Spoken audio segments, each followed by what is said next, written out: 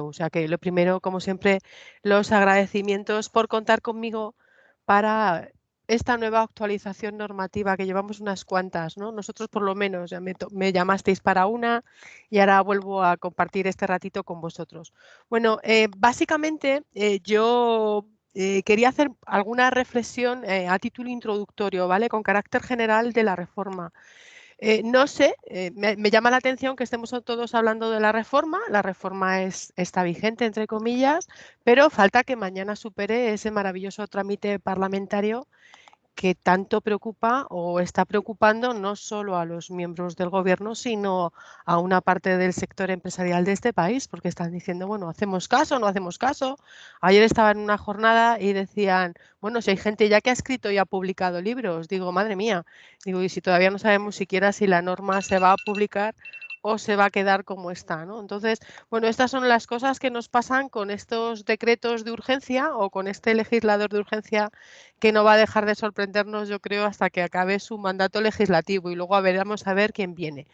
Lo primero que quería hacer era romper una lanza generalizada con la reforma laboral. A mí, desde el punto de vista personal y subjetivo, como laboralista que soy, me parece justa y necesaria. Justo a lo mejor lo puedo puntualizar, ¿no?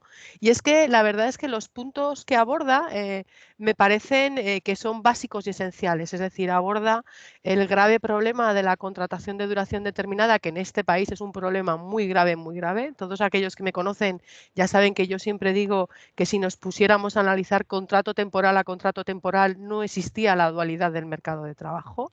Y el segundo punto más importante es que pretende acabar con este marco normativo contractual que teníamos, que era absolutamente insostenible. Yo no sé cómo las empresas, como nada más que hacían uno, tampoco tenían muchos problemas, pero me refiero a que teníamos un amplio acervo de contratos de trabajos que se podían hacer. Yo creo que la última vez que entré en el aplicativo del Servicio Público de Empleo Estatal eran 56 modalidades o algo así, ¿no? Y eso es algo que yo creo que es inasumible, porque es inasumible dominar tanto contrato de trabajo tan específico como lo teníamos regulado en nuestro ordenamiento jurídico. Entonces yo, que soy y seré siempre firme defensora del contrato único, pues esto de que casi nos dejen un contrato para mí es una alegría y un hito importante. Entonces, dicho esto, pasamos a mi artículo 42, que es el que nos ocupa. Entonces, cuando Omar me lo ofreció, yo pensaba que el artículo 42 había cambiado muchísimo, pero lo cierto es que el artículo 42 solo ha cambiado un párrafo, mejor dicho, solo ha añadido un párrafo. O sea, que me voy a quedar, Omar, sin conferencia en 5, pero no te preocupes que llenamos el hueco. Entonces, lo único que ha modificado el artículo 42 frente al preexistente, aparte de adaptar la parte de representantes de los trabajadores por la representación legal de los trabajadores, de las personas trabajadoras, perdonadme, y los trabajadores por personas trabajadores, en este afán que tenemos todos inclusivo en el Estatuto de los Trabajadores, lo único que ha hecho ha sido adicionar un nuevo artículo 6, que es el que está generando un gran debate, y a mí me encantan los debates, e intentaremos generar un debate en esta jornada, y es el de cuál es el convenio colectivo de aplicación para las empresas contratistas y subcontratistas, que como ya todos sabéis, porque yo creo que esto ya es lo único que nos ha quedado a todos, será la del sector de la actividad desarrollada en la contrata o subcontrata con independencia de su objeto social o de su forma jurídica. ¿Y cuáles son las consecuencias prácticas de esta nueva redacción del precepto? Pues las que todos ya sabéis, que se han acabado estos famosos contrataciones de las empresas multiservicios, aunque quizá ya tenían algunos también su regulación porque tenían su propio convenio. Se ha cambiado también todo este problema de las Kellys, es decir, se ha subvenido a un problema que se había materializado en nuestro ordenamiento jurídico y que a mí como laboralista me llevaba de cabeza, es decir, era un grave problema porque lo que hacía era precarizar de una manera absolutamente insostenible las relaciones laborales, y la precarización siempre se hacía a través de la disminución de las retribuciones de los trabajadores. Hace poco estuve en una conferencia bueno, es de otro colectivo de los auditorios sociolaborales y me hizo mucha gracia y creo que también es importante que lo tengamos en cuenta que hablaba una de las ponentes que me dejó bastante impactada y que dijo algo que yo también llevo defendiendo desde hace muchísimo tiempo y es que decía, y porque me voy a meter con las contratas, a lo mejor con las públicas, sobre todo con las públicas o también con las públicas y era que alguien tenía que controlar no solo la adjudicación, sino la ejecución de las contratas. Es decir, están adjudicándose o están sacándose pliegos de contratas, de adjudicación de contratas a la baja, sin tener en cuenta si con esos pliegos se puede retribuir conforme a convenio a los propios trabajadores, y esto me parece que es algo importante que tenemos que tener en cuenta. Y luego el problema está en que nadie supervisa la ejecución de los contratos, es decir, se adjudica a la baja porque efectivamente es el más baja, no se comprueba si existe cumplimiento normativo, que lo ha dicho muy bien Elena, me ha gustado muchísimo cómo ha empezado con el cumplimiento normativo laboral, nadie supervisa si realmente con esas condiciones de ejecución de contrata se pueden cumplir las normas mínimas de derecho necesario de nuestro ordenamiento jurídico, pero luego nadie controla que efectivamente se ejecutan conforme a los términos pactados, con lo cual a lo mejor es la adjudicación más baja, pero en términos de ejecución no es la más productiva o la más rentable. Entonces, como yo vengo aquí a esto, a generar debate y a reflexión, pues me gustaría que empezáramos a reflexionar con esto. He hablado del sector público, pero me lo puedo llevar al privado, ¿eh? O sea que no hay ningún problema. Todos buscamos la contrata más barata y nadie piensa que a lo mejor en esa contrata más barata no se respetan los derechos de los trabajadores. Y de ahí que tuviéramos pues esta regulación absolutamente absurda de las Kellys, en las que estaban retribuidas muy por debajo de su convenio, o algunas otras condiciones laborales que hay en algún concreto sector de la actividad. Bueno, pues yo creo que esta nueva introducción del apartado 6 del artículo 42 ha venido, espero, a terminar con este debate porque ya sabéis que se va a aplicar el convenio colectivo de las empresas contratistas o subcontratistas, ¿vale? Entonces, del sector de la actividad, con lo cual espero que recuperemos esos mínimos de derecho necesario que tenemos sobre todo en materia retributiva. Como yo ya sabéis que soy muy crítica, pues también he visto otro apartado del precepto que me parece interesante comentar o abordar. Y entonces es la referencia que se contiene en el artículo 84, perdóname Omar, que a lo mejor me estoy introduciendo en la parte que te corresponde, y es lo de que queda excluido de la prioridad aplicativa al convenio de empresa en la parte dedicada a los salarios. ¿Cuál es mi crítica? Porque si os fijáis, el artículo 84.2 lo único que ha hecho ha sido sacar el apartado A, que era el relativo a la cuantía del salario y de los complementos salariales, incluidos los vinculados a la situación y resultados de la empresa. ¿Y por qué voy a ser crítica en este sentido?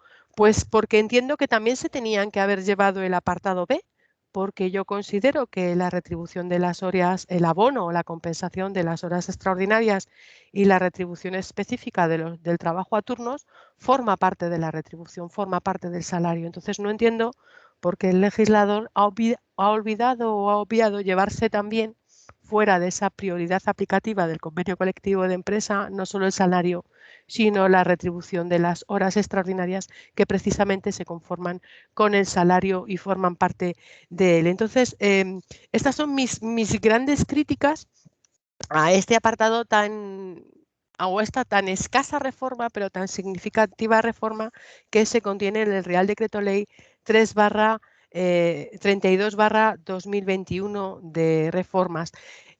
Quisiera hacer otra referencia también, porque también me llama mucho la atención que estamos en una legislación de urgencia que se justifica estupendamente y exhaustivamente. Por cierto, os invito a todos, absolutamente a todos, a leer la exposición de motivos, porque creo que es muy importante que todos que tengamos claros cuáles son los objetivos de la reforma, objetivos a mi criterio absolutamente encomiables por parte del legislador.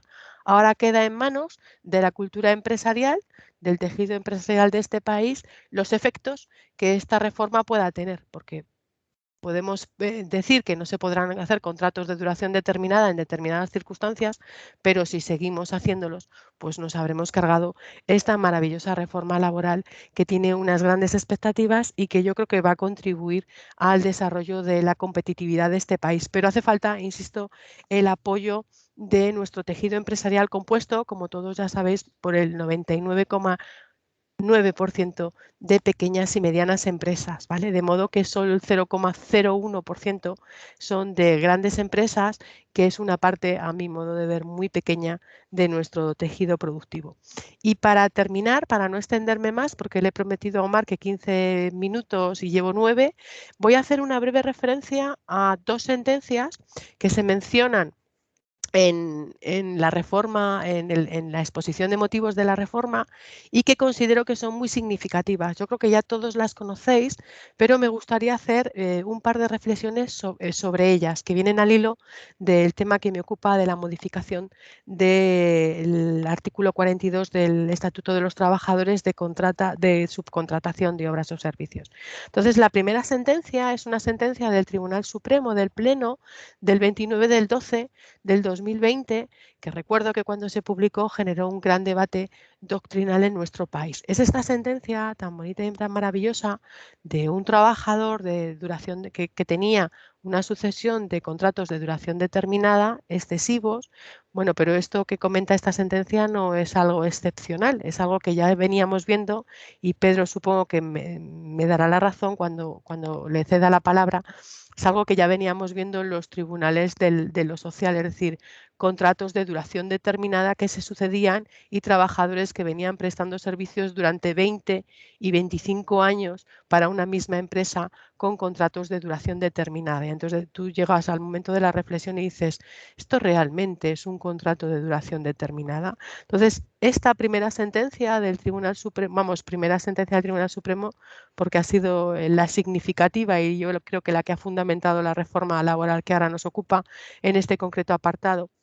Entonces, esta sentencia lo que aporta, o a mí lo que me parece que aporta al hilo de la doctrina del Tribunal de Justicia de la Unión Europea, que también ahora os voy a dedicar un minuto, es que empecemos a cambiar nuestros conceptos. Es decir, tenemos que empezar a hablar de actividades,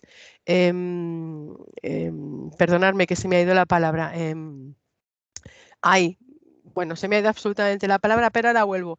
Excepcionales o no excepcionales, o mejor dicho, estructurales o no estructurales, ¿vale? Ya he encontrado la palabra rápidamente, ¿vale? Entonces, cuando estamos ante una situación estructural, hacen falta soluciones estructurales, y cuando estamos en una situación coyuntural, hacen falta situaciones coyunturales. Y este es el concepto que yo creo que ha venido a la jurisdicción social para quedarse, no solo en la parte que regula los contratos de trabajo, sino para quedarse en otros muchos motivos. Acabo de terminar un artículo sobre horas extras, por eso estas referencias que os he hecho del artículo 42.6 en relación con el artículo 82, y me llama muchísimo la atención que nuestra negociación colectiva siga hablando de horas extraordinarias estructurales.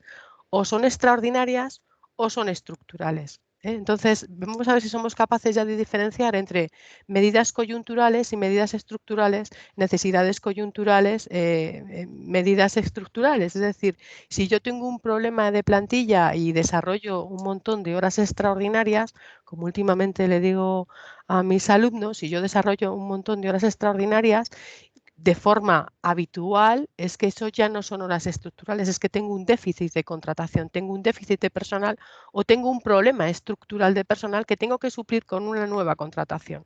Entonces, a ver si somos capaces de diferenciar este concepto de estructural y coyuntural, que además lo estamos aplicando ya todos en nuestra sentencia, supongo que Pedro también lo habrá incorporado, al hilo de esta sentencia del Tribunal Supremo. Y hoy, recuperando, se lo comentaba antes de empezar a Omar, recuperando la doctrina para esta conferencia, pues he recuperado la sentencia del Tribunal de Justicia de la Unión Europea de 24 de junio del 21, o sea, de hace nada, poquísimo, poquísimo.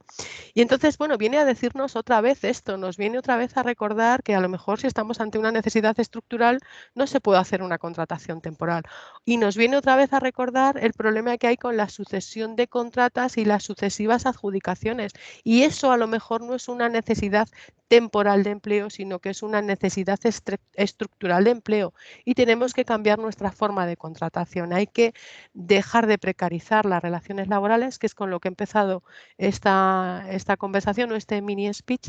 Tenemos que dejar de precarizar las relaciones laborales, tenemos que dotar de estabilidad a los trabajadores con carácter general, porque eso redunda directamente sobre la productividad y aparte de ello nos estamos dejando en el camino, fuera de nuestro tren, a los jóvenes y a las mujeres, que son las personas más afectadas por estos déficits en la contratación. Me preocupa muchísimo la situación de los jóvenes en nuestro país con una tasa de desempleo superior al 30% en menores de 25 años. Hay que darles una oportunidad de tener un empleo estable con el que realmente puedan iniciar un proyecto de vida sin cortes, es decir, que ese proyecto de vida siga sin solución de continuidad, porque ahora mismo no pueden ir a ningún lado ni pueden hacer nada cuando no tienen ningún contrato de trabajo ni tienen ninguna estabilidad en su empleo.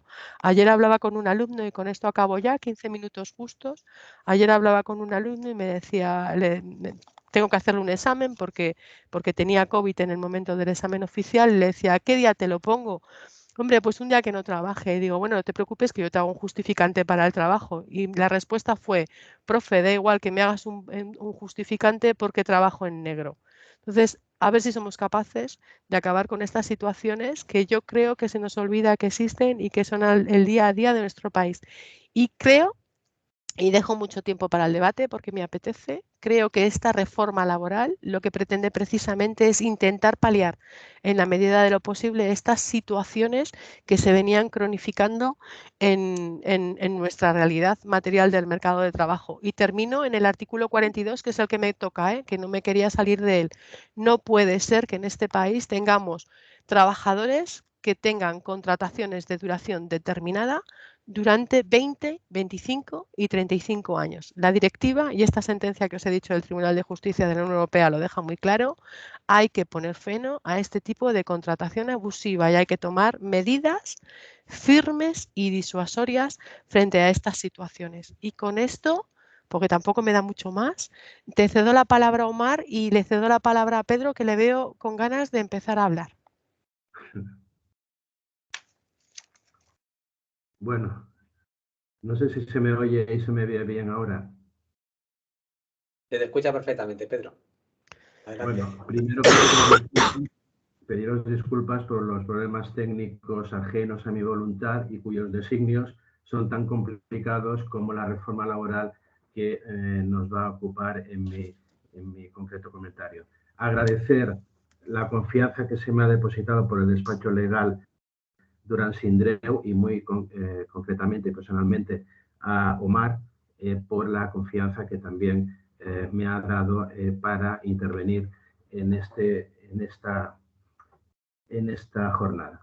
Me voy a permitir una pequeña licencia y es la de recomendar encarecidamente a todos los que están siguiendo este debate que lean este libro escrito por Omar, que es su primera obra, titulada Memorias de un laboralista en plena pandemia, que tuvo pues, el detalle de dedicarme y de regalarme, y que, como pone en la contraportada, son unas memorias que representan la forma en la que un laboralista, junto con su equipo, compañeros y el despacho al que pertenece, afrontaron una gran sacudida, el COVID-19. Dicho esto, bueno, vamos a ver. Yo soy bastante realista y, por lo tanto, pesimista en cuanto al alcance de esta reforma. ¿Por qué? Porque se pusieron muchas expectativas, muchas esperanzas, sobre todo por parte del Gobierno, en reformar la reforma que el Partido Popular, de manera unilateral, aunque guardó la forma de consensuarlo con la patronal y los sindicatos, llevó a cabo, aplicó en el año 2012.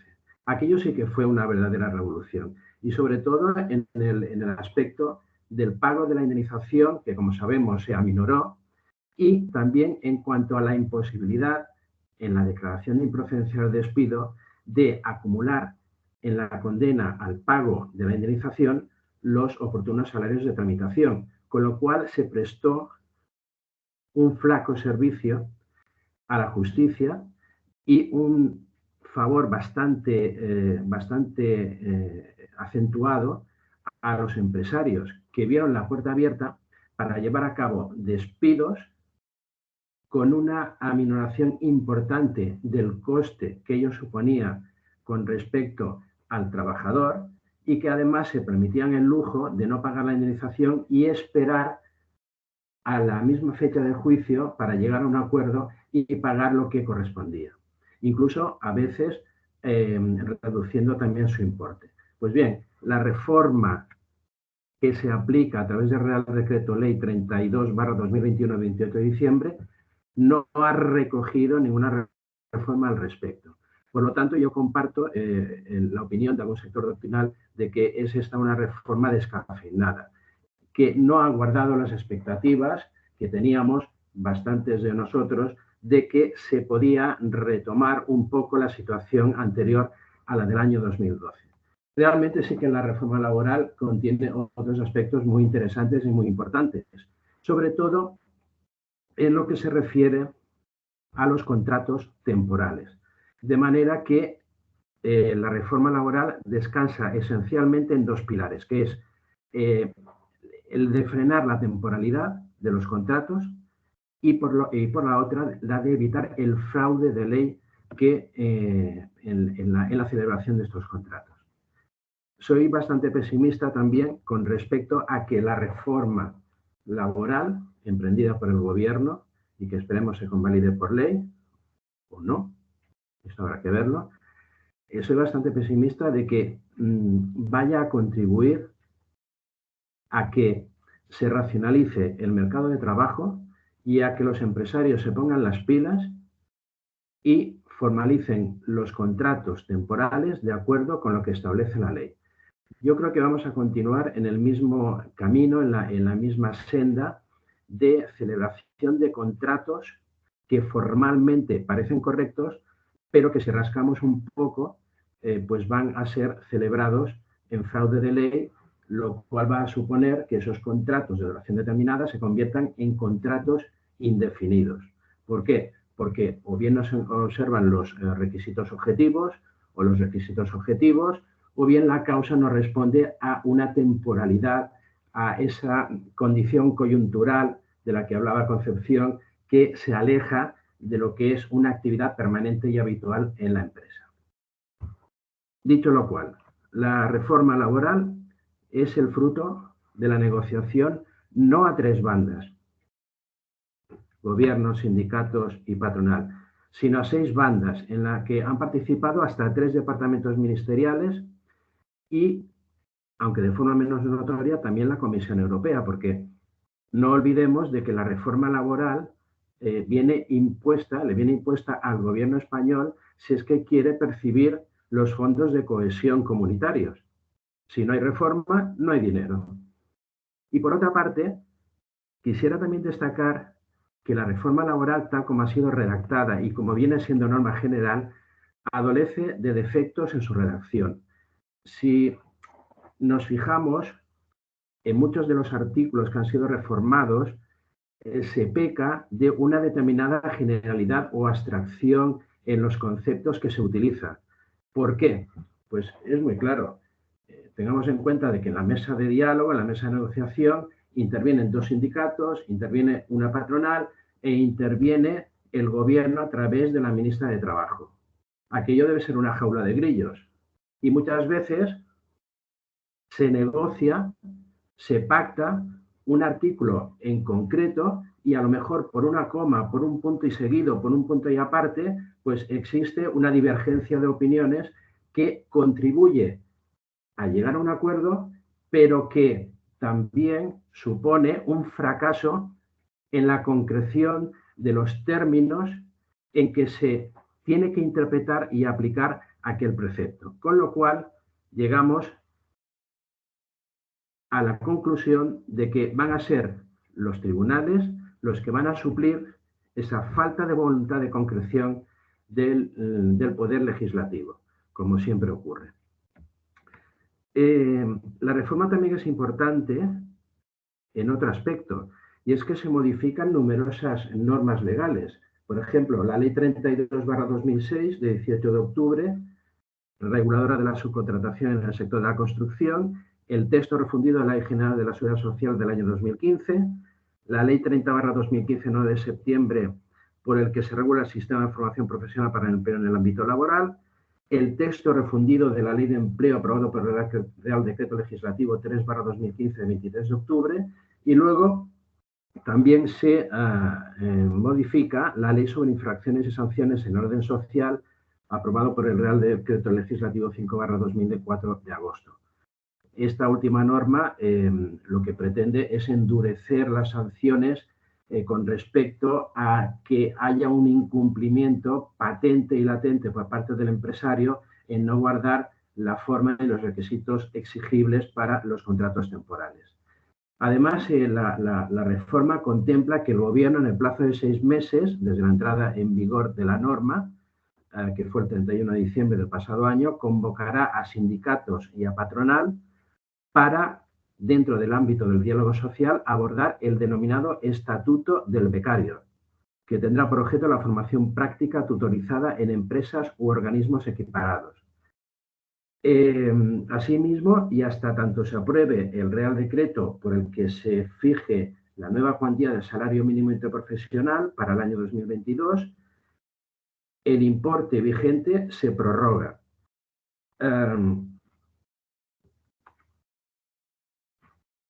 Bueno, dicho esto, que yo creo que es lo que más interesa con respecto a cómo se ha gestado esta reforma, tenemos que ir a la modificación del artículo 15 del Real Decreto Ley, porque pone hincapié en que el contrato estrella, el contrato que debe guiar el comportamiento de empresa y trabajadores, debe ser el contrato por tiempo indefinido.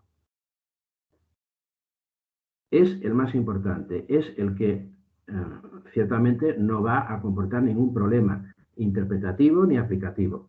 De tal manera que la excepción es el contrato de duración determinada, el contrato temporal, que solo podrá celebrarse, dice el precepto, por circunstancias de la producción o por sustitución de la persona trabajadora. Y añade que para que se entienda que concurra causa justificada de temporalidad, será necesario que se especifiquen con precisión en el contrato la causa habilitante de la contratación temporal, las circunstancias concretas que la justifican y su conexión con la duración prevista. ¿Qué sucede si esto no se cumple? Si el empresario pasa olímpicamente de estos requisitos establecidos por el artículo 15.1, bueno, pues que adquirirá la condición de fijas, de trabajadores en relación laboral indefinida. Yo creo que no ha cambiado demasiado el marco normativo en este aspecto porque, pues hasta la aprobación de la reforma, sabido es por quienes nos dedicamos en el ámbito social que los contratos de duración determinada en su modalidad de contratos eventuales por obra o circunstancias de la producción, pues venían adoleciendo de una falta de causa que no se correspondía con la realidad de la actividad ejecutada y que ya a un nivel judicial, acreditada esa falta de temporalidad, pues nos vemos obligados a considerar, a resolver que aquella relación laboral es fija con las consecuencias pertinentes en cuanto que la comunicación extintiva supone un verdadero despido improcedente con los efectos económicos inherentes a dicha declaración. Con la reforma, ¿qué tipos de contratación temporal existen? Bueno, podemos definirlos por finalidades. Por el trabajo objeto de contratación, tenemos el contrato por circunstancias de la producción y el contrato de sustitución. Por su función formativa tenemos los contratos formativos y para formación dual universitaria, incluyendo también al personal investigador predoctoral en formación. Por su finalidad de fomento del empleo tenemos el contrato temporal de fomento del empleo de personas con discapacidad o de trabajadores en situación de exclusión social, contrato de relevo y de jubilación parcial. Por el carácter especial de la relación de trabajo, los que se contienen y recogen en el artículo 2 del Estatuto de los Trabajadores: deportistas profesionales, residentes en ciencias de la salud, alta dirección, artistas en espectáculos públicos o representantes de comercio. Y luego, por último, tenemos la contratación temporal realizada por la Administración Pública, que hay que decir que la Administración Pública es el gran incumplidor, que yo creo que es el mensaje que nos estaba dando Concepción, el gran incumplidor con respecto a la contratación temporal. Ya hemos dicho de que predomina normativamente la celebración de contratos indefinidos y que los contratos temporales tienen que ser casuísticos. Una consecuencia importante de la reforma es que desaparece el contrato por obra o servicio determinado. El contrato por obra o servicio determinado realmente es un contrato pues, que estaba predestinado a desaparecer, estaba anunciado de muerte a partir de la sentencia del Tribunal Supremo de 29 de diciembre de 2020, sentencia número 1137/2020, donde se señala que la duración determinada del contrato para obra o servicio está justificada por la particularidad de la obra o servicio, en la medida en que ésta puede claramente definirse y delimitarse respecto del volumen ordinario o habitual y surgir precisamente por ello como un elemento destacado y no permanente respecto del ritmo de la actividad de la empresa. Nada de ello puede afirmarse cuando toda la actividad empresarial consiste precisamente en desarrollar servicios para terceros. Estos, como tales, añade la sentencia, estarán sujetos a una determinada duración en atención al nexo contractual entablado con la empresa cliente, pero tal delimitación temporal en su ejecución no puede permear la duración de la relación laboral de la plantilla de la empresa si no se atienen a las notas estrictas del antiguo artículo 15.1 letra A del Estatuto de los Trabajadores. Y finaliza diciendo que consideramos necesario rectificar la doctrina que ha venido manteniendo que la sala social, que la duración temporal del servicio se proyectaba sobre el contrato de trabajo y, en suma, ha ampliado el concepto de obra-servicio determinado del precepto del penal. Esta doctrina también se ha aplicado respecto a la actividad o servicio de los escoltas en la sentencia del Tribunal Supremo 688/2021, también con respecto a la ampliación unilateral por el empresario del objeto de un contrato de obra ligado a una contrata mercantil, incorporando nuevos cometidos como resultado de la absorción por terceras empresas por parte de la empresa comitente, sentencia del Tribunal Supremo 800/2021, y luego la sentencia del TJUE de 24 de junio de 2021, que cuestiona la modalidad contractual del contrato para obra o servicio determinado.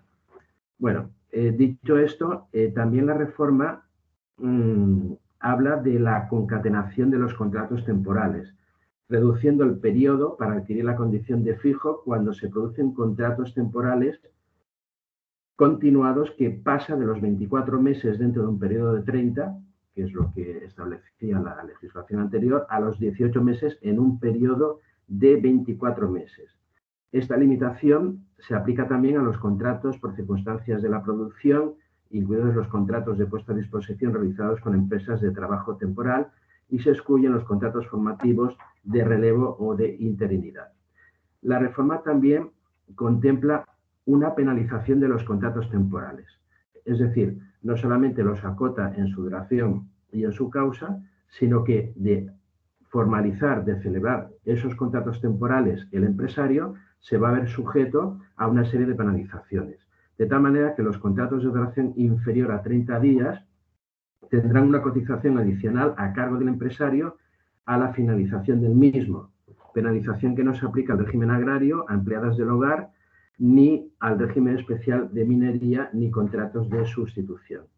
Asimismo, el Servicio Público de Empleo Estatal pondrá en conocimiento de la Inspección de Trabajo los datos y advierte que se sobrepasan los límites de contratación temporal, y los contratos celebrados antes del 31 de diciembre de 2021, fecha de puesta en vigor del Real Decreto 32/2021, se regirán hasta su duración máxima por la normativa vigente cuando se celebraron. Y en relación a los contratos de obra y eventuales por circunstancias del mercado celebrados desde el 31 de diciembre de 2021 hasta el 30 de marzo de 2022, se regirán por la norma actual, pero su duración no podrá ser superior a 6 meses. Dicho esto, la reforma contempla dos modalidades de contrato temporal básicos. Por una parte, el contrato por circunstancias de la producción, que se desdobla en dos subcausas, circunstancias de la producción previsibles y circunstancias de la producción imprevisibles, y luego tenemos el contrato de sustitución. Con respecto al contrato por circunstancias de la producción previsible, será cuando sean necesarios para atender situaciones ocasionales, previsibles y que tengan una duración reducida y delimitada. Por ejemplo, cuando se contrata a un dependiente de una tienda para atender la campaña de otoño-invierno o la de primavera-verano. Las empresas solo podrán utilizar esta modalidad en un máximo de 90 días en el año natural, con independencia del número de personas trabajadoras que sean necesarias para atender en cada uno de dichos días las concretas situaciones debidamente identificadas en el contrato. En cuanto al contrato por circunstancias de la producción de carácter imprevisible, lo será para atender al incremento ocasional e imprevisible y las oscilaciones que supongan un desajuste temporal entre el empleo estable disponible y el que se requiere. En este caso, el contrato no podrá superar los 6 meses, ampliable por convenio a 12 meses, cuando hasta ahora el plazo era de 18 meses. Se me ocurre, como un incremento ocasional e imprevisible para realizar este tipo de contratos, pues las bajas médicas que puedan acontecer en la plantilla, sobre todo ahora en plena pandemia por el COVID-19, o por ejemplo aquellas situaciones de excedencia forzosa o voluntaria que afecten al personal. Si el contrato se hubiese concertado o celebrado por una duración inferior a la máxima legalmente establecida, podrá prorrogarse mediante acuerdo expreso entre trabajador e empresa y la duración total del contrato no podrá acceder a la duración máxima fijada tras la aprobación de esta reforma laboral. Luego tenemos la otra modalidad de contrato temporal, que es el contrato por sustitución de la persona trabajadora, y aquí podemos distinguir 4 submodalidades. El primero es el contrato para sustituir a una persona con reserva de puesto de trabajo. Reserva de puesto de trabajo, que es la establecida en los artículos 45 y 48 del Estatuto de los Trabajadores, a preceptos a los que me remito. La segunda submodalidad es el contrato para completar la jornada reducida por otra persona trabajadora cuando dicha reducción se ampare en causas legalmente establecidas o en el convenio colectivo, que serán los regulados en los artículos 34.8, 37.4, 37.5 y 37.6 del Estatuto de los Trabajadores. La tercera submodalidad es el contrato para la cobertura temporal de un puesto de trabajo durante el proceso de selección o promoción para su cobertura definitiva mediante contrato fijo. Su modalidad que podrá concertarse hasta por 3 meses para la cobertura temporal de un puesto de trabajo durante el proceso de selección o promoción para su cobertura definitiva mediante contrato fijo, sin que se pueda celebrar un nuevo contrato con el mismo objeto una vez superada aquella duración máxima. Y la cuarta y última submodalidad es el contrato para el sector público, que está recogida en la disposición adicional cuarta, que establece que se podrán celebrar contratos de sustitución para cubrir temporalmente un puesto de trabajo hasta que finalice el proceso de selección para su cobertura definitiva, de acuerdo con los principios constitucionales de igualdad, mérito y capacidad. Y que yo sepa, la reforma no ha derogado el artículo 70 del Estatuto Básico del Empleado Público, que fija como límite de la duración temporal de estos contratos la de 3 años. Aunque, como bien ha dicho Concepción, pues nos encontramos con trabajadores interinos con una antigüedad de 10, 15, 20 o 25 años en una situación totalmente irregular. ¿Qué ocurre si el empresario no cumple con los requisitos propios de un contrato de duración determinada o temporal? por ejemplo, pues por haberse celebrado sin causa que justifique su temporalidad, por infringir abiertamente los límites de su duración o por haberse desvirtuado su objeto, o simplemente pues porque no existe la causa que recoge formalmente el contrato. Pues bien, esa posible concatenación o cadena de contratos temporales queda viciada y entonces debe entenderse que la relación unitariamente se convierte en indefinida. Por lo tanto, la irregularidad de todos o parte de los contratos de trabajo que se hayan formalizado sucesivamente en el tiempo y sin solución de continuidad convierte la relación en indefinida y, por otra parte, la antigüedad del empleado en la empresa se remonta al momento en que se inició el trabajo en virtud del primer contrato temporal, siempre que no haya existido una interrupción significativa.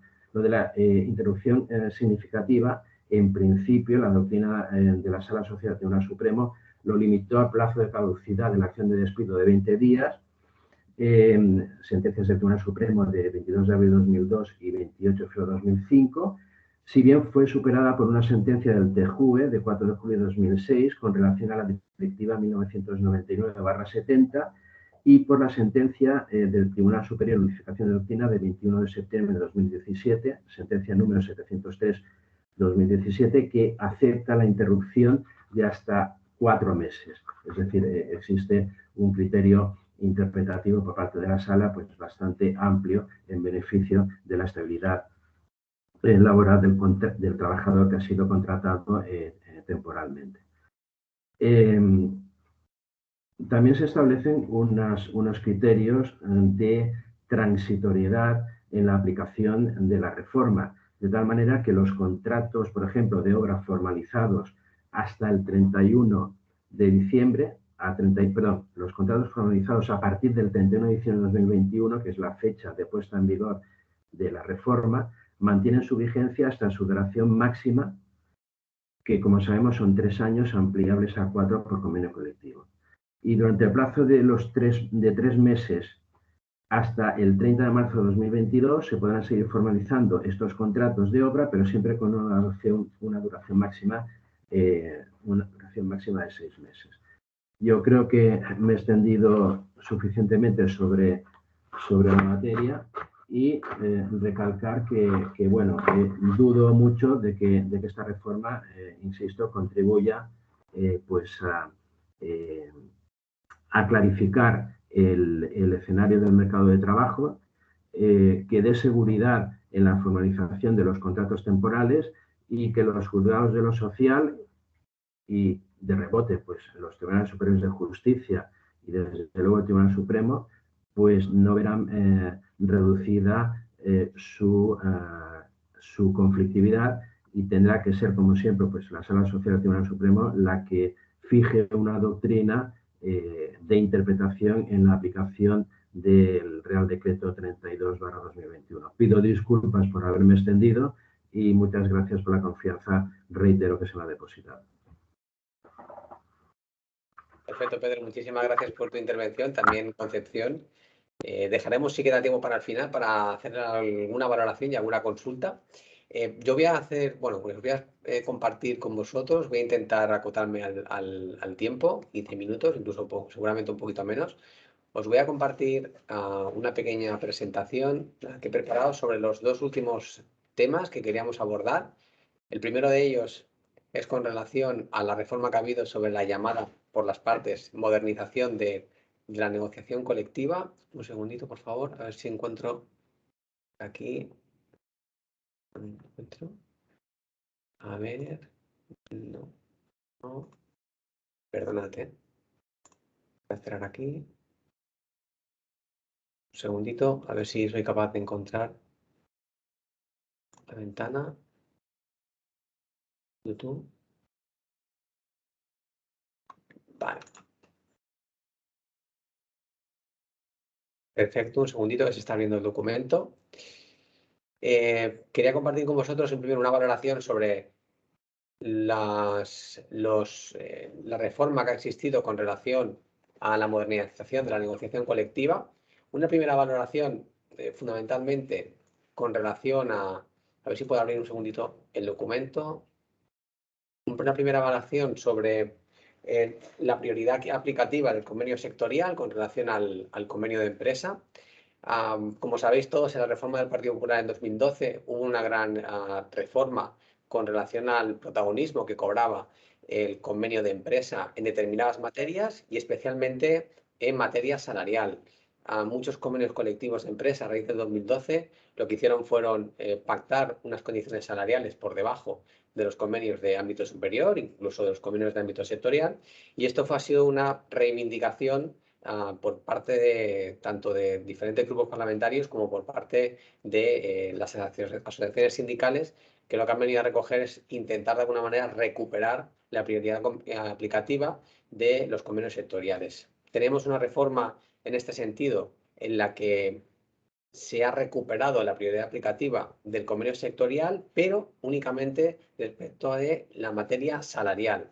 Con relación al resto de materias, pues parece ser que ha habido un mantenimiento de la prioridad aplicativa del convenio de empresa con relación al resto y al conjunto de materias que ya estaban previstas en el Estatuto de los Trabajadores, pero que de alguna manera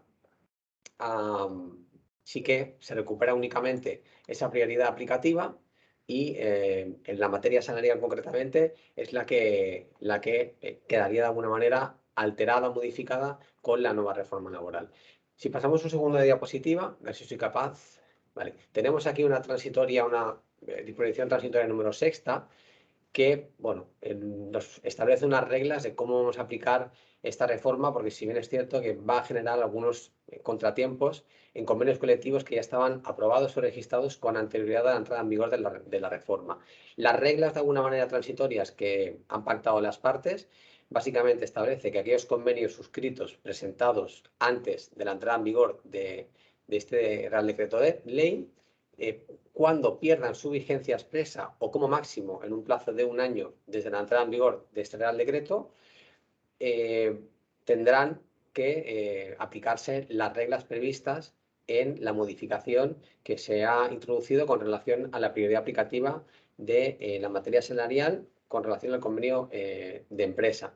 En este sentido, tenemos un periodo transitorio en el que ya sea porque durante este año los convenios colectivos firmados previamente a la reforma pierdan su vigencia o como máximo en el plazo de 1 año a la entrada en vigor de este Real Decreto, pues durante ese periodo o como máximo hasta el 31 de diciembre de 2022, esos convenios que de alguna manera conserven, convenios de empresa, unas tablas salariales inferiores al convenio de ámbito superior, pues tendrán que dejar de aplicar esa previsión y dispondrá de un plazo de 6 meses, que sería el siguiente párrafo, para adaptar las previsiones del artículo 84 del Estatuto. Plazo de 6 meses desde que éstas resulten de aplicación. Es decir, contamos con una fórmula de un margen de 1 año durante la vigencia de estos convenios, más un periodo de 6 meses de adaptación.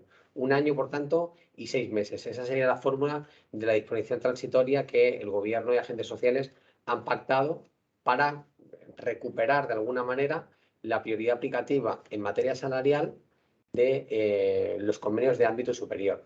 Con relación al resto de materias, si pasamos de diapositiva, podemos comprobar cómo el resto de materias han quedado prácticamente inalteradas. Los convenios de empresa siguen manteniendo prioridad aplicativa con relación al abono y la compensación de las horas extraordinarias, de la retribución específica, del horario y la distribución del tiempo de trabajo, régimen a turnos, la adaptación de la clasificación profesional, la adaptación de aspectos de las modalidades de contratación con relación a los convenios de empresa, medidas de la conciliación de la vida familiar y personal, así como el resto de materias que dispongan los acuerdos y convenios colectivos a los que se refiere el artículo 83.2. Por lo tanto, vemos que únicamente se ha introducido una rectificación con relación a la prioridad aplicativa del convenio de empresa sobre la materia salarial.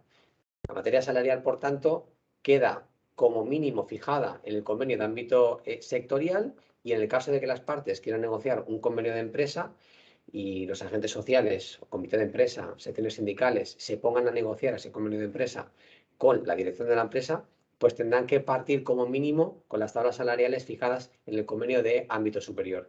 En nuestra opinión, esto pues, sitúa al sindicato en una posición negociadora mucho más favorable, si la comparamos con el anterior redactado, ya que el anterior redactado, cuando el sindicato se sentaba a negociar con la empresa, un convenio de empresa, pues evidentemente su posición negociadora era mucho más débil porque no tenía como referencia, como mínimo, las tablas salariales del convenio de ámbito superior, sino que la empresa podía desmarcarse por completo del convenio de ámbito superior y negociar unas condiciones salariales, así como el resto de materias, menos favorables para los trabajadores. De ahí que surgieran muchos convenios de empresa en condiciones pues, desfavorables o en detrimento de lo que fijaba el convenio de ámbito sectorial. Esta modificación en el 2012 vino justificada para intentar otorgar a las empresas mucha más flexibilidad en la negociación de convenios de empresa, pero al final los resultados vemos que no se han negociado mayoritariamente un gran volumen de convenios de empresa, sobre todo en empresas pequeña y mediana empresa, que es prácticamente el 98% del tejido empresarial español, pero sí que hemos visto, y esta es una de las reformas que quería corregir el gobierno y los agentes sociales, de intentar de alguna manera que no existieran condiciones económicas más desfavorables para los trabajadores de una empresa que aquellos que pertenecían a un mismo sector, porque ello podía generar una situación de agravio comparativo y económico y también una situación de abuso en muchos convenios de empresa en comparación con el convenio de ámbito superior. Si pasamos a la siguiente diapositiva, vamos a tratar la rectificación, la modificación que ha habido con relación a la ultraactividad indefinida de los convenios colectivos. Anteriormente a la modificación que ha operado en el artículo 86 del Estatuto de los Trabajadores, una de las modificaciones también que introdujo en la reforma del 2012 fue que en caso de que las partes, cuando negociaran, denunciaran el convenio colectivo porque éste llegara a su finalización, entraran en esa plataforma de negociación, si transcurrido un año de esa negociación las partes no se ponían de acuerdo, las condiciones de ese convenio colectivo decaían y, por tanto, si no había un convenio colectivo de ámbito superior aplicable, muchas empresas podían pasar automáticamente al Estatuto de los Trabajadores. Esto genera una situación de incertidumbre muy grande en el mercado de trabajo, porque nos encontrábamos con muchos sectores y muchas empresas en las que no existía un convenio de ámbito superior de referencia, convenios colectivos que finalizaban su vigencia y que transcurrió ese año sin acuerdo, decaían esas condiciones. Y por tanto los trabajadores se veían en una situación en la que el Estatuto de los Trabajadores no llega a cubrir todas las materias que se regulan en los convenios colectivos, que al fin y al cabo lo que hacen son complementar y nutrir mucho más las condiciones contractuales de muchas personas trabajadoras. Esta situación fue resuelta en diferentes sentencias del Tribunal Supremo con la teoría de la contractualización en diferentes criterios, el criterio del Spiegel, el criterio de la contractualización condicionada, pero de alguna manera el espíritu del criterio del Tribunal Supremo fue establecer que los trabajadores que perdían las condiciones de ese convenio colectivo porque decaía, las condiciones eran contractualizadas en el nexo contractual y, por tanto, se salvaguardaban las condiciones que arrastraran del convenio colectivo que se les venía aplicando. Esto es una cuestión que, en función de las características y los supuestos de cada empresa, podría tener diferentes vertientes y aristas, pero en cualquier caso, el espíritu y el criterio del Tribunal Supremo fue basarse en la teoría de la contractualización, que bajo mi punto de vista era la más acertada para garantizar que todos los trabajadores pues, tuvieran las condiciones cubiertas dentro de la relación laboral y que no hubiera pues, ninguna laguna en determinadas materias que son inherentes propiamente a lo que establezca el convenio colectivo. Pues bien, sobre esta cuestión, las partes han vuelto a recuperar, sobre todo por una reivindicación tanto del gobierno como de las organizaciones sindicales, han vuelto a recuperar la ultraactividad indefinida, de tal forma que transcurrido ese año desde la denuncia del convenio, sin que exista un acuerdo entre las partes, se abre un proceso de mediación con acuerdo expreso o con acuerdo expreso en el arbitraje, pero en caso de que no hubiera acuerdo en ese proceso de mediación o en el arbitraje, se mantiene la vigencia del convenio colectivo de manera indefinida y, por tanto, las condiciones de ese convenio colectivo no decaen, sino que se prorrogan de manera automática y eso mantiene pues en vivo esas condiciones contractuales convencionales que los trabajadores venían teniendo con anterioridad a la pérdida de vigencia de ese convenio colectivo. Por otro lado, y una de las cuestiones que también queríamos abordar en esta jornada, si pasamos a la siguiente diapositiva, es con relación a las medidas de flexibilidad interna aprobadas por el Gobierno. Recordemos que una de las cuestiones importantes y el espíritu de las medidas extraordinarias que se aprobaron desde el Real Decreto 8/2020, el primer decreto de la pandemia, fue apostar por una protección del empleo de aquellas personas trabajadoras que podían verse amenazadas por una crisis económica, por una crisis como el COVID, una recesión económica, y por lo tanto los mecanismos de flexibilidad interna, conocidos coloquialmente como los ERTEs, sirvieron realmente para proteger el empleo y salvaguardar las condiciones de muchas personas trabajadoras durante una situación y una sacudida, como decía antes Pedro, haciendo referencia a mi libro, una sacudida que realmente nos dejó a todos en una situación especialmente vulnerable. Pues bien, la reforma laboral introduce, refina de alguna manera el artículo 47, que es el que establece las condiciones de los expedientes temporales de suspensión o reducción de jornada, en tres cuestiones fundamentales. La primera de ellas es, en cuanto a los ERTEs por causas económicas, técnicas, organizativas y productivas, se mantiene con algunas novedades.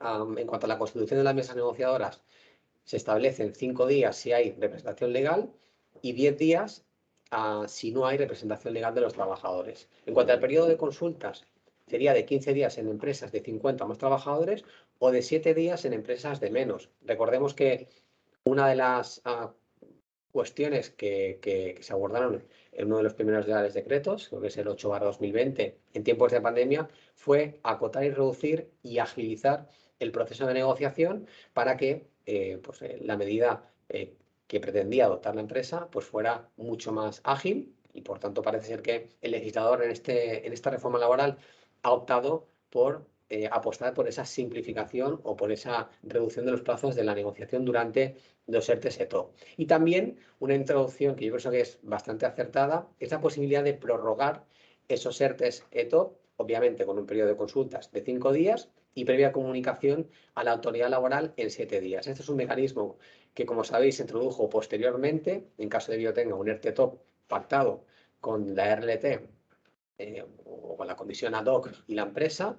Si la vigencia de ese ERTE TOP pues, ha llegado a su fin y las partes entienden que cabe la posibilidad de prorrogar y extender esas medidas colectivas porque hay una situación comprensiva y entendida por todas las partes, la posibilidad de no tener que abrir un nuevo procedimiento formal del artículo 47 por causas ETOP, sino, de alguna manera, llegar a un acuerdo formal entre las partes y prorrogar el conjunto de esas medidas. En cuanto a los ERTEs por fuerza mayor, se mantiene el ERTE de fuerza mayor clásico o tradicional, establecido en el 47, y también se ha introducido, fruto de la experiencia de los ERTEs pandémicos, por así decirlo, el ERTE por fuerza mayor, por impedimento o limitación. No obstante, sobre esta tipología de ERTEs se ha introducido una disposición transitoria tercera que establece que se aplicarán a partir del 1 de marzo del 2022. Recordemos que las medidas extraordinarias del último de los decretos extraordinarios aprobados por el Gobierno, vamos a llamarlos en contexto COVID, finaliza el 28 de febrero del 2022.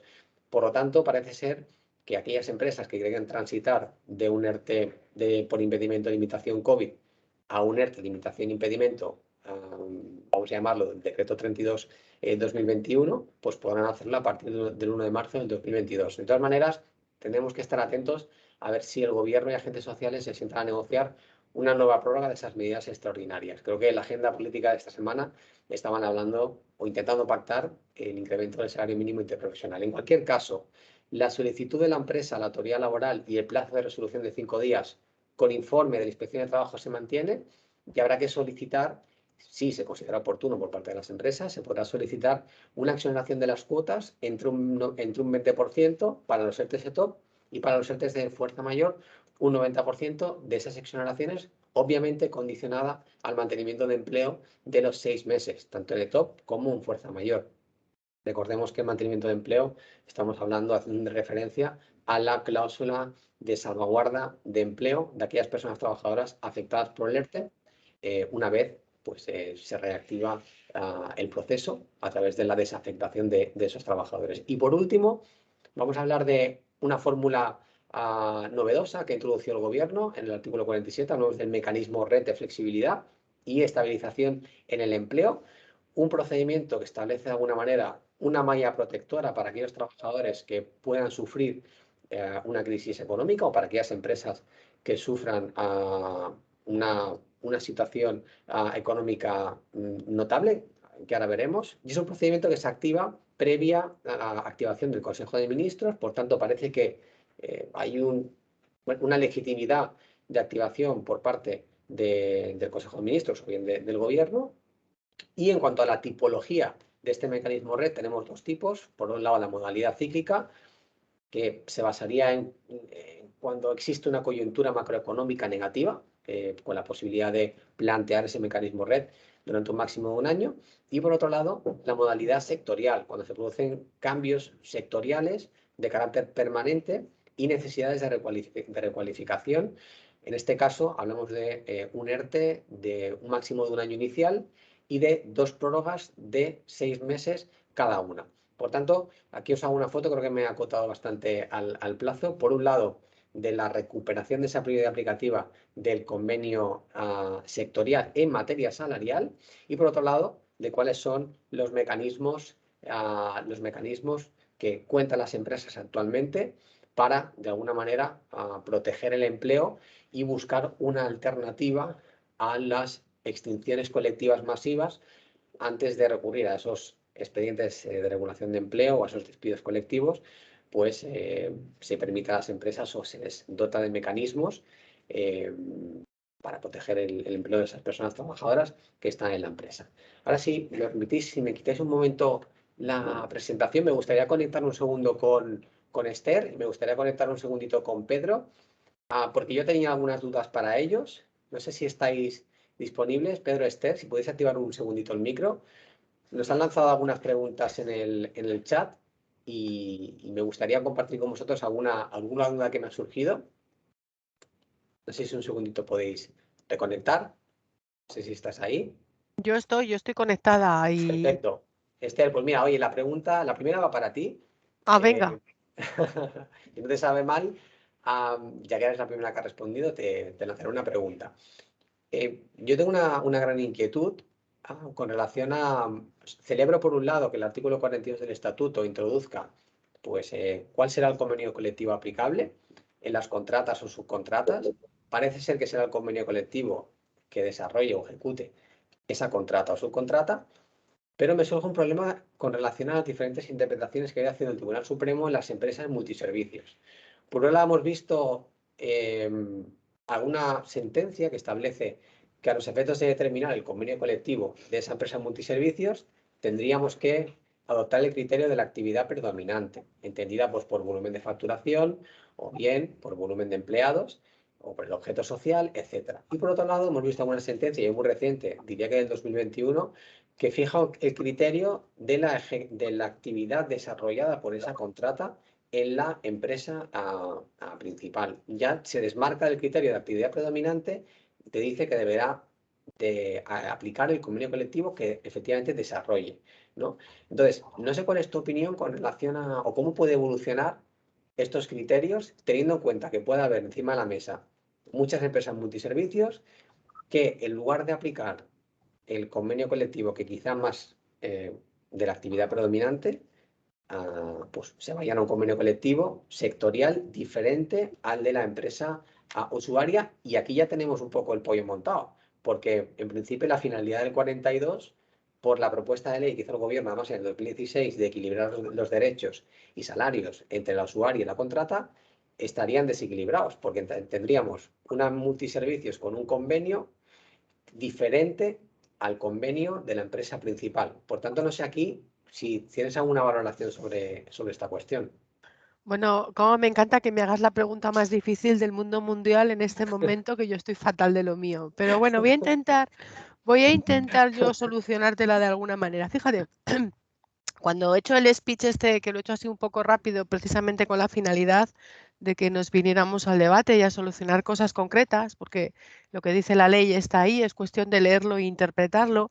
Yo precisamente he hecho referencia a las multiservicios, ¿vale? Que yo creo que es las Kellys, las multiservicios y alguna otra por ahí como el contact center, yo creo que son las más breves en esta materia, ¿no? Entonces, casi todas las multiservicios que yo sepa, y corrígeme si me estoy equivocando, son convenios colectivos de empresa.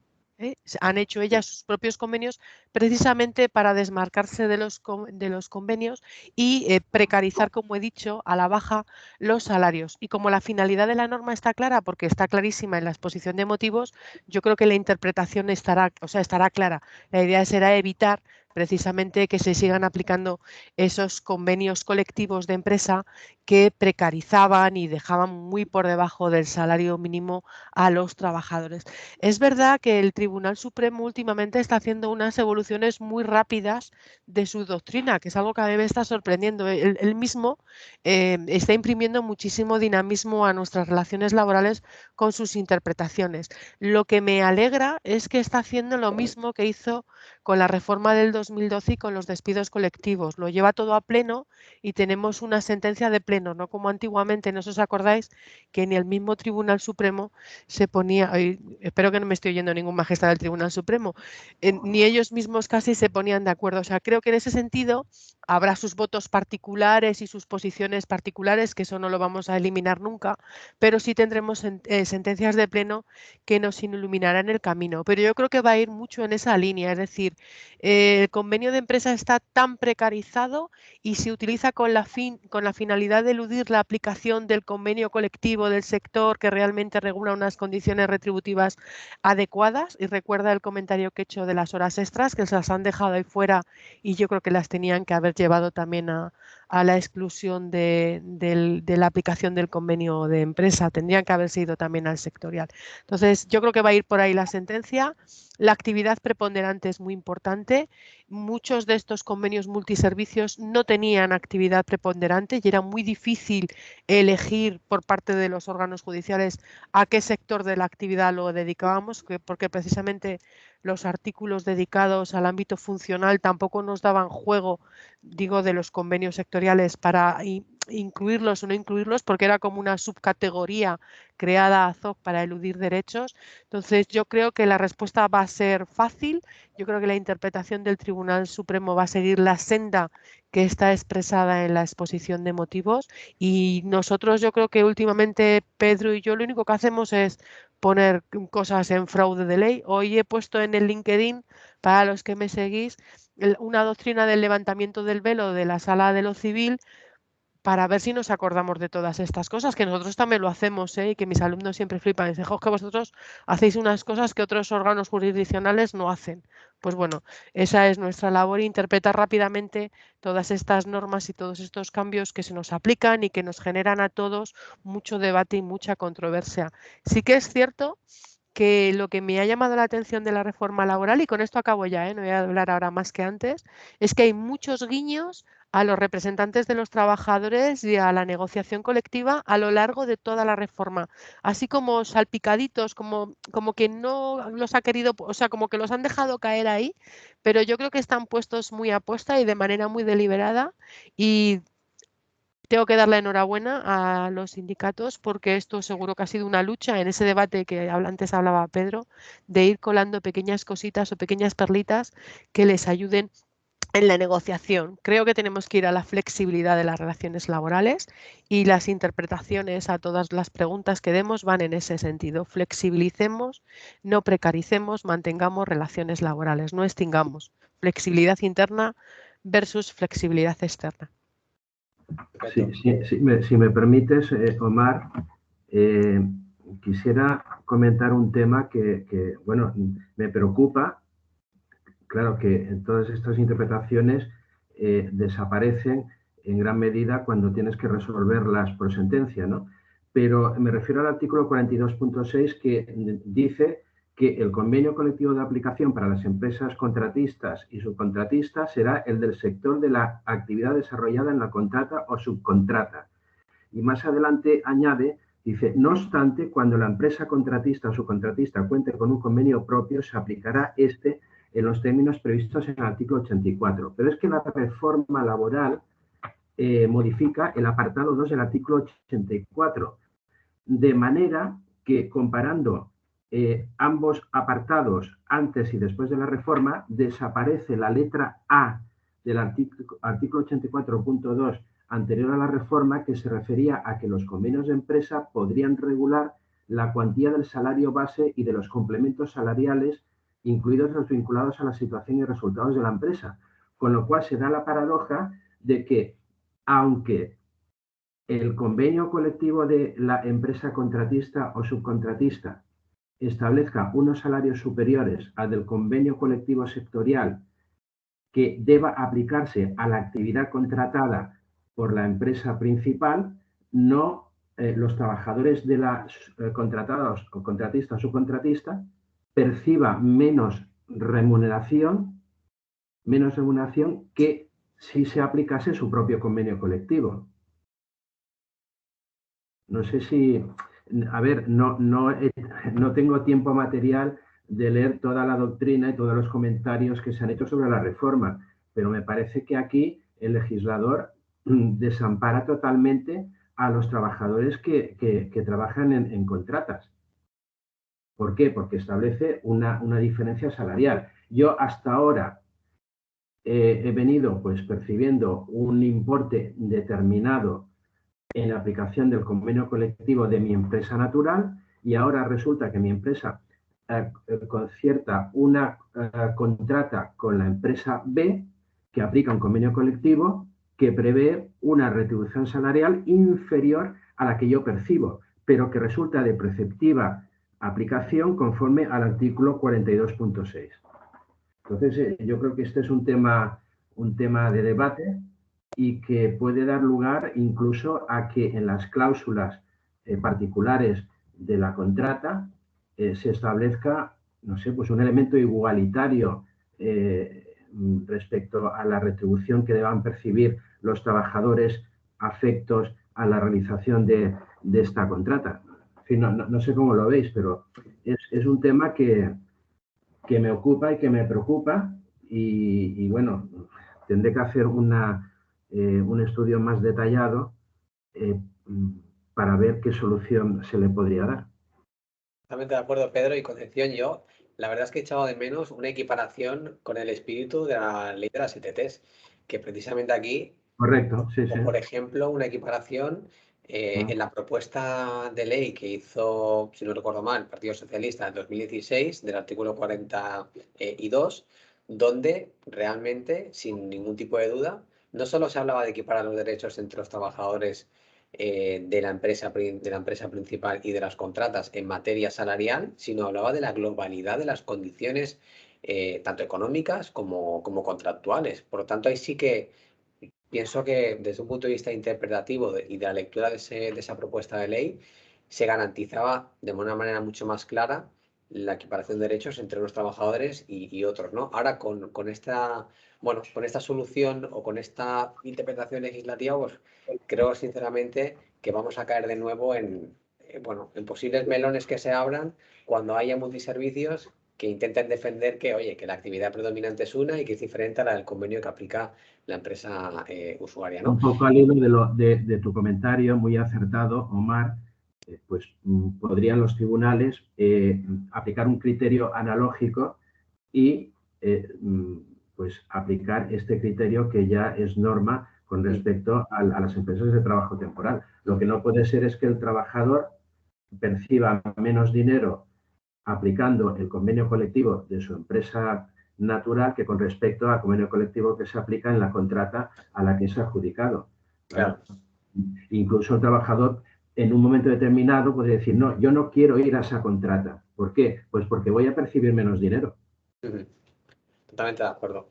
Yo tengo una pregunta, Pedro, en este caso para ti, ¿eh? Antes que ya he apuntado a Concepción, sobre el artículo 15. Hay muchas empresas de administración pública, sobre todo que tienen contratado a personal laboral, hablamos de consorcios, por ejemplo, con un gran volumen de interinidad, que se plantean el cómo transitar hacia la nueva reforma. Porque parece ser que, tal y como comentabas anteriormente, hablamos del nuevo contrato de sustitución, ¿no? que podría sustituir de alguna manera la interinidad en aquellos supuestos en los que se está a la espera de cubrir un proceso de selección, ¿no?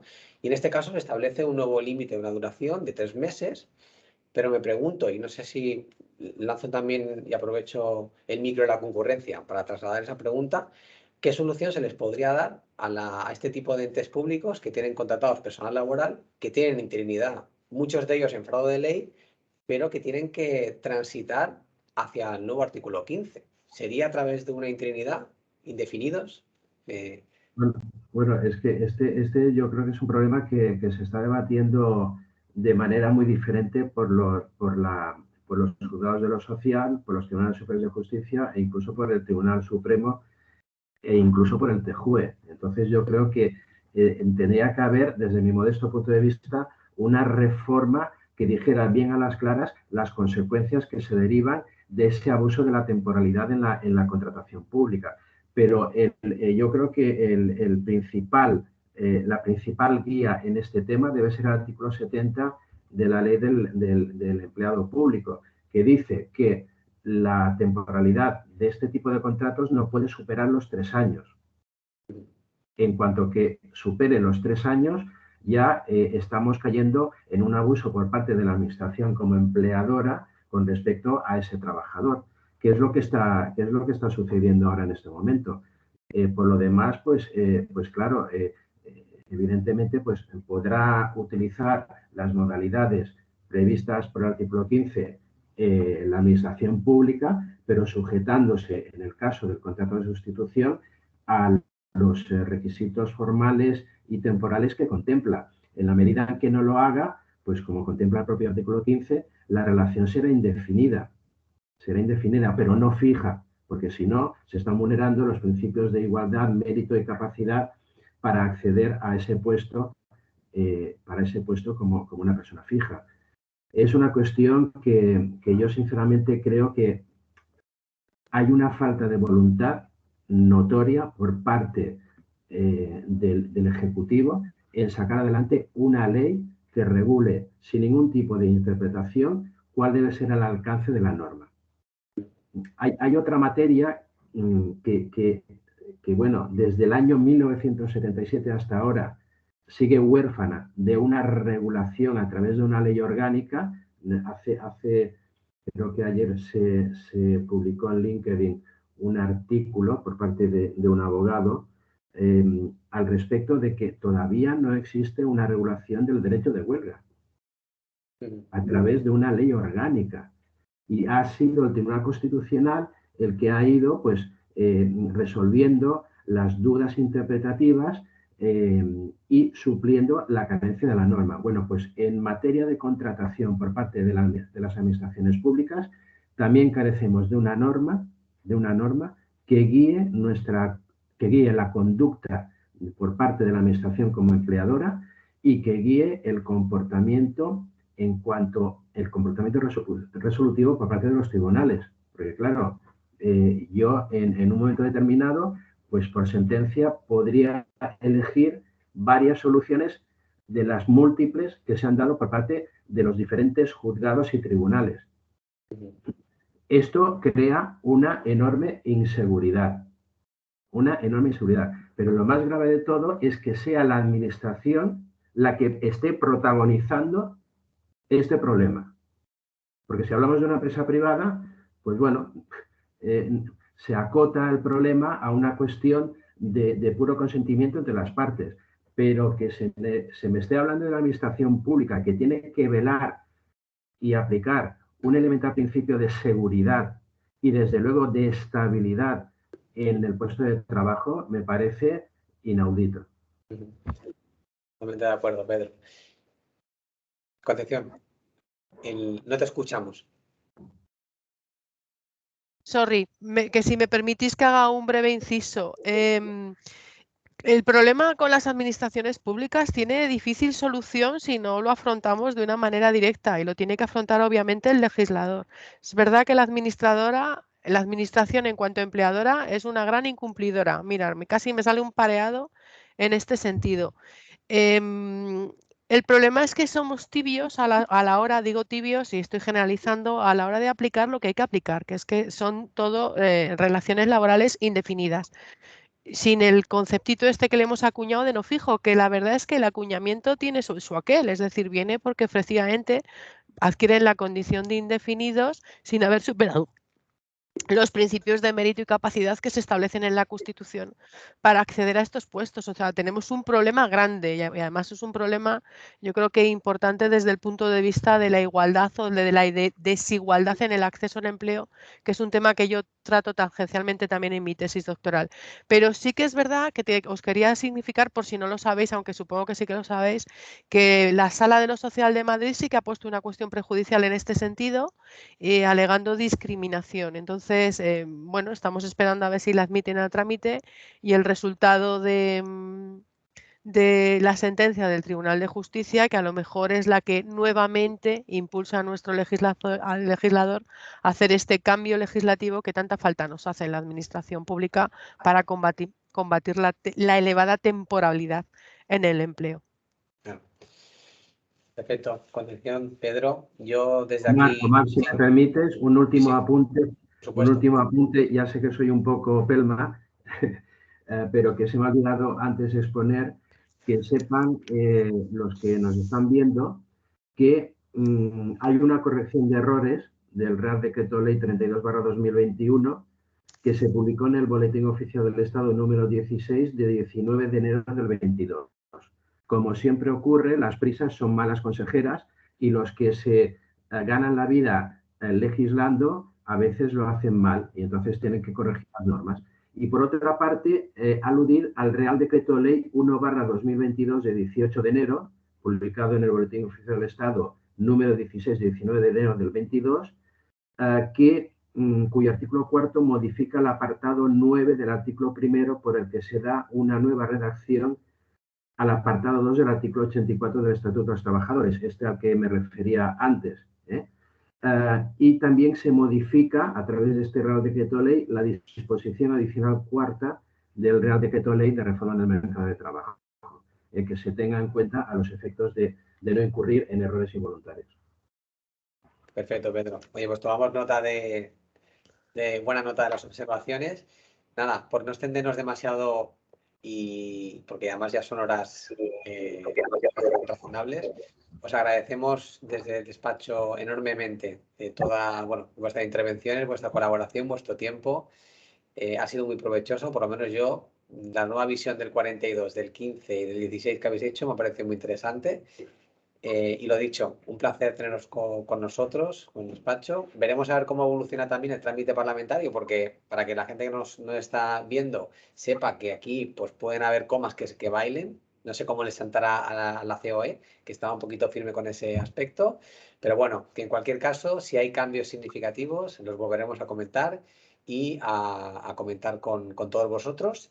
Y en cuanto a las preguntas que se han formulado, intentaremos abordarlas por correo electrónico porque no nos queda mucho tiempo para que no se extienda demasiado el webinar. Y lo dicho, muchísimas gracias a los dos por vuestra participación, gracias a todos los asistentes, ¿vale? Y nos vemos en la próxima. Muchísimas gracias, Pedro. Gracias a vosotros. Gracias a vosotros, que seguro que habrá próxima reforma, digo. Si no hay reforma laboral, seguro que hay alguna reforma para comentar. Eso desde luego. Muy bien. Recuerdos, nada más te he visto en foto a través de LinkedIn. Pues ya me has visto en persona, entre comillas. Venga, bueno, muchas gracias a todos. Un abrazo, que vaya muy bien. Gracias a todos. Adiós.